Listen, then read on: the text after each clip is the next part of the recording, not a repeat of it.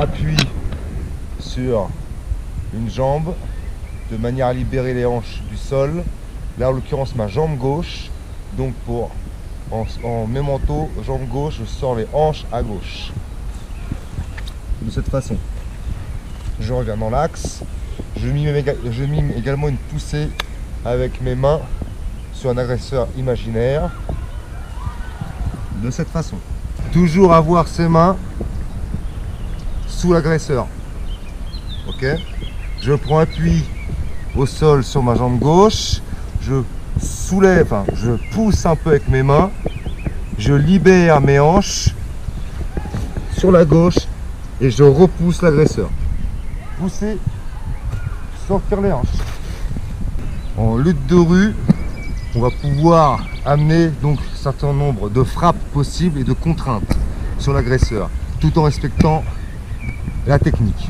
Dans un premier temps, on peut venir ici percuter avec le genou au niveau de la tête, percuter avec le coude pour affaiblir, faire une contrainte oculaire et dans un deuxième temps venir pratiquer la langouste.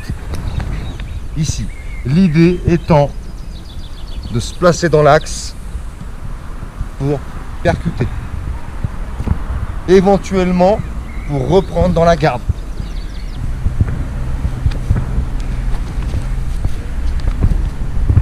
Comme la langouste précédente, toujours prendre appui avec un pied, soulager les hanches, sortir les hanches, pousser l'agresseur. La jambe supérieure va créer un pont, la jambe inférieure passe par-dessous et je me retrouve face à l'agresseur. Toujours les mains en dessous, percussion, percussion, contrainte oculaire, la langouste. Je crée mon pont et me retrouver face à lui pour me retrouver en percussion et me relever. Les relevés peuvent être nombreux. Il faut choisir celui-ci, relevé arrière, qui est assez intéressant pour se mettre à distance tout de suite de sécurité. Le changer tourné. L'idée, ça va être de passer d'une position de contrôle de l'agresseur au sol sans relâcher le contact pour pouvoir avoir plusieurs options de frappe. D'accord ? Ici, je suis en position de contrôle costal, ok, côte contre côte. Faire attention à toujours avoir la tête baissée. Je peux éventuellement percuter ici en poing, main ouverte de préférence, en coude, éventuellement travailler avec la tête. Toujours en gardant ce contact, je vais venir ici passer en position quadrupédique. Je suis ici, le contact se fait systématiquement avec les genoux écartés et genoux contre l'agresseur. Coude contre l'agresseur. Je peux éventuellement bien sûr venir ici contrôler la tête et l'épaule. Ok. Donc en l'occurrence ici je vais venir percuter en coude, percuter main ouverte. Je peux éventuellement me mettre en situation de gainage pour venir percuter en genou. Je reprends ma position de contrôle. J'inverse les ciseaux ici au niveau des jambes, percussion au niveau du triangle génital, je peux venir contrôler ici, percussion au niveau coude, visage, je sécurise, je passe en position montée, frappe, main ouverte au niveau du visage. Okay. Le pontage. Le pontage va me servir comme forme de corps pour pouvoir faire basculer un agresseur qui est en position montée sur moi-même. D'accord ? Je vais créer donc ce pontage, ce pont, avec l'aide de mes jambes et d'une bascule sur une épaule ou l'autre. Je vais lever mon bassin en contractant les fessiers, très important d'engager vraiment les fessiers sur le mouvement. Je vais faire basculer mon agresseur sur le côté droit, donc c'est vraiment la jambe gauche qui va servir de pilier du pont. Okay ? Je vais basculer sur mon épaule droite, ma main gauche vient relayer au sol, et je vais regarder le plus loin possible derrière. Ici, la bascule commence à s'opérer, je relaie avec mon genou droit au sol et je passe sur l'agresseur. Alors le pontage, pour pouvoir le faire en situation, il y a quand même une préparation. La problématique, c'est que tant que je ne suis pas en contact avec mon agresseur, je ne pourrai pas le faire basculer. Donc, Le pontage va me servir aussi à amener son poids de corps vers l'avant. Ici. Ce qui va très souvent l'obliger à prendre appui au sol. À partir de ce moment-là, je vais venir capter un bras et la tête. Je mets ma tête du côté du bras qui est capté. Parce que si je le mets de l'autre côté, je m'offre à ses frappes. Ok? Exactement. Donc je suis ici. Je vais pouvoir commencer à faire mon pontage. Je prends appui sur mes deux jambes. Je vais le faire basculer du côté droit. Donc j'ancre bien mon pied gauche au sol. D'accord? Là, je vais venir prendre son appui, côté du bras qui est capté, en l'occurrence son bras droit. Pour pouvoir le faire basculer après mon pontage sur le côté droit, il va falloir que je supprime les appuis. J'en ai supprimé un qui est son bras droit. Il va falloir que je supprime aussi son appui de sa jambe là, pour éviter qu'il aille prendre appui loin là-bas lorsque je vais le faire basculer. Pour ce faire, je vais venir mettre mon pied à l'extérieur du sien et ramener dans l'axe. Donc j'ai capté sa jambe, j'ai capté son bras. De ce côté-ci, de mon côté droit, il ne pourra plus se récupérer. Je peux engager le pontage. Je viens monter les hanches, basculer du côté droit, de façon à me retrouver sur lui.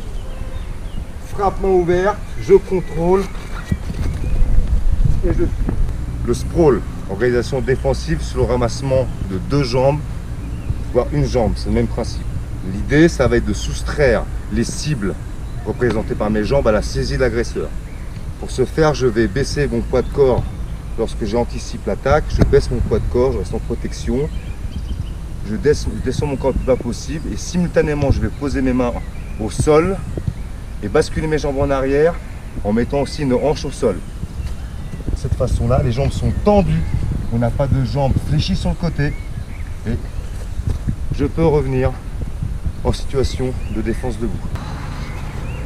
Donc l'agresseur vient saisir mes jambes ou tenter de les saisir, je descends mon poids de corps, je contrôle sur le haut du corps, pas sur le bas du corps, ok? Et là j'extrais mes jambes à la saisie de l'agresseur et je reste toujours en contrôle. Je peux venir percuter au parti, s'il se redresse trop lentement, je peux venir percuter au visage et j'envoie une frappe au niveau supérieur, donc au niveau de son visage pour l'obliger à monter sa garde, et éventuellement pour provoquer un réflexe de recul, donc un léger déséquilibre vers l'arrière. La façon suivante, la fente, je vais amener ma jambe le plus loin possible entre les siennes.